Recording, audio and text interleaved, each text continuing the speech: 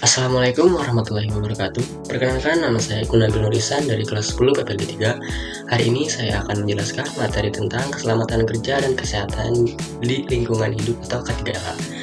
Semua jenis pekerjaan pasti memiliki bahaya dan risiko kerja. Walaupun pekerjaan di bidang teknologi komputer tidak memerlukan tenaga yang kuat dan aktivitas fisik yang banyak, akan tetapi tetap saja memiliki dampak berbahaya bagi jiwa seseorang jika tidak dilakukan dengan prosedur yang benar.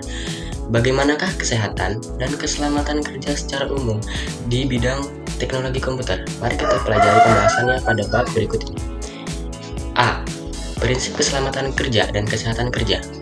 Dalam praktik kerja komputer dan jaringan dasar, penting untuk memperhatikan aspek keselamatan dan kesehatan kerja. Aspek keselamatan mencakup pemilihan alat, bantu yang tepat, posisi tubuh yang disarankan, ketentuan pemasangan alat, dan aspek lainnya.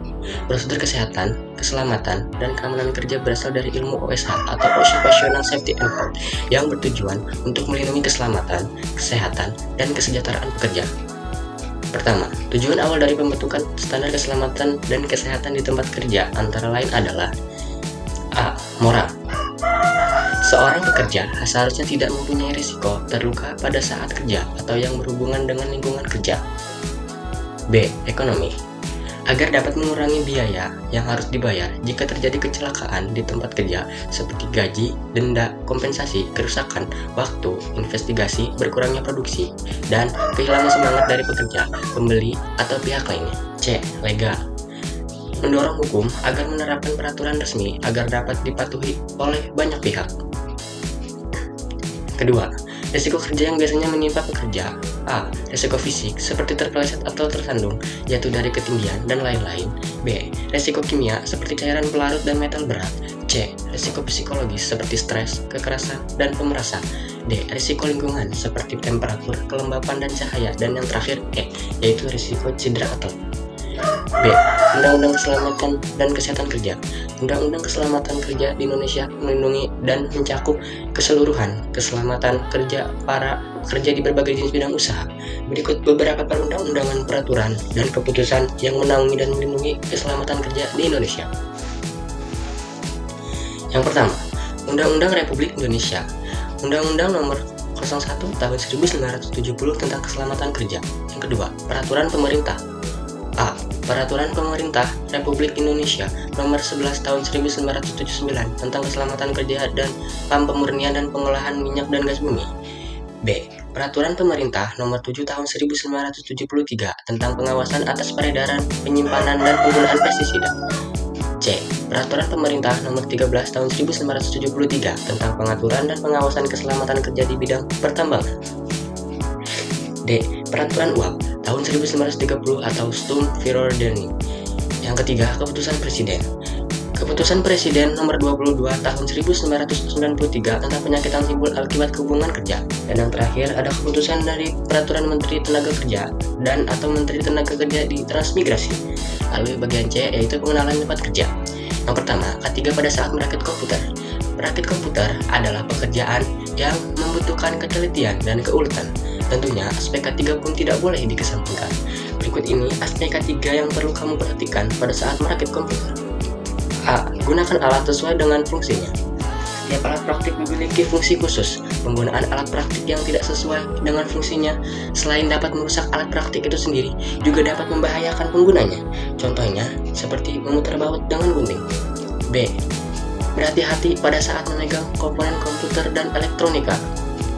Beberapa komponen komputer atau elektronika sangat peka terhadap listrik statis. Listrik statis bisa terdapat dalam tubuh manusia. Dengan demikian, kita dianjurkan untuk berhati-hati pada saat memegang komponen tertentu. Misalnya, pada saat memegang prosesor atau kepingan RAM. Lalu yang C, berhati-hati dengan listrik. Pada saat merakit atau memperbaiki komputer, pastikan unit penyuplai daya atau power supply atau unit atau PSU dalam keadaan off atau tidak terhubung ke jala listrik PLN. Jika terjadi korsleting, bukan saja dapat membahayakan kamu dan temanmu, tapi juga dapat merusak komponen komputer yang bersangkutan. Lalu yang kedua, K3 pada saat menggunakan komputer. Pada saat menggunakan komputer, kamu harus tetap memperhatikan aspek K3. Penggunaan komputer yang salah efeknya akan terasa biasanya dalam jangka waktu yang lama. Tata cara menggunakan komputer yang baik adalah sebagai berikut. A. Lakukan senam peregangan, terutama pada jari-jari, tangan, dan kepala sebelum menggunakan komputer. B.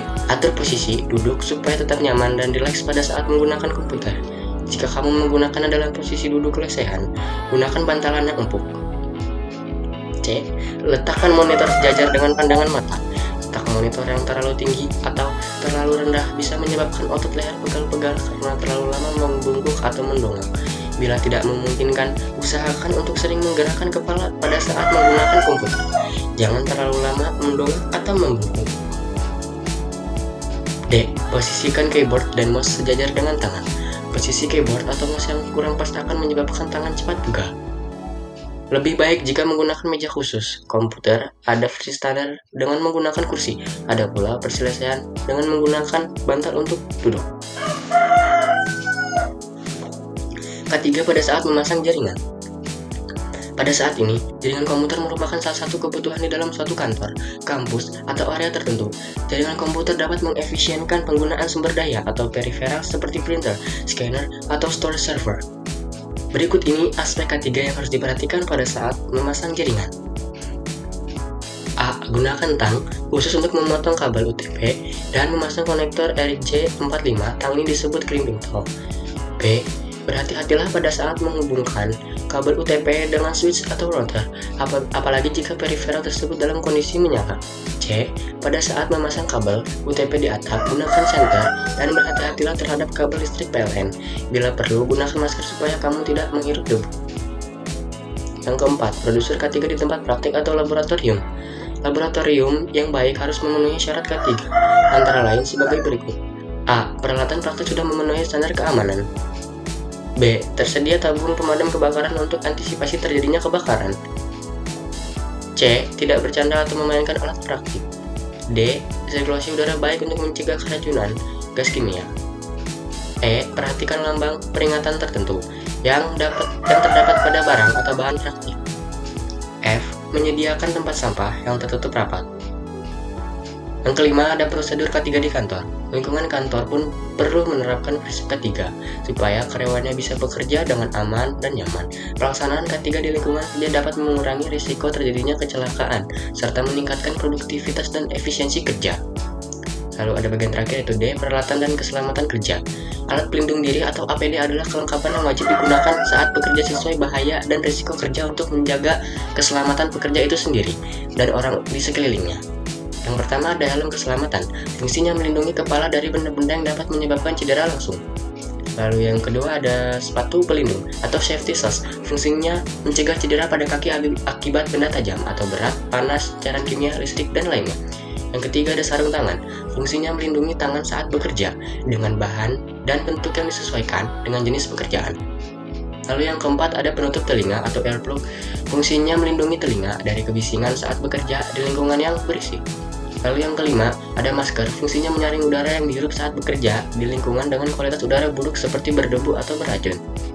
Nah, penggunaan semua jenis APD harus sesuai dengan pedoman standar keselamatan kerja yang berlaku untuk memastikan perlindungan maksimal terhadap keselamatan pekerja.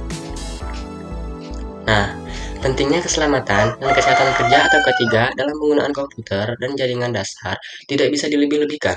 Dalam era digital ini, di mana penggunaan teknologi semakin merajalela, kesadaran akan pentingnya K3 menjadi semakin krusial. Melalui pemahaman yang baik tentang prinsip-prinsip K3, penerapan undang-undang dan peraturan terkait, serta penggunaan APD yang tepat, kita dapat menciptakan lingkungan kerja yang aman, sehat, dan produktif bagi semua. Dengan demikian, mari kita jaga keselamatan dan kesehatan kita serta orang di sekitar kita demi masa depan yang lebih baik di tempat kerja. Bye-bye.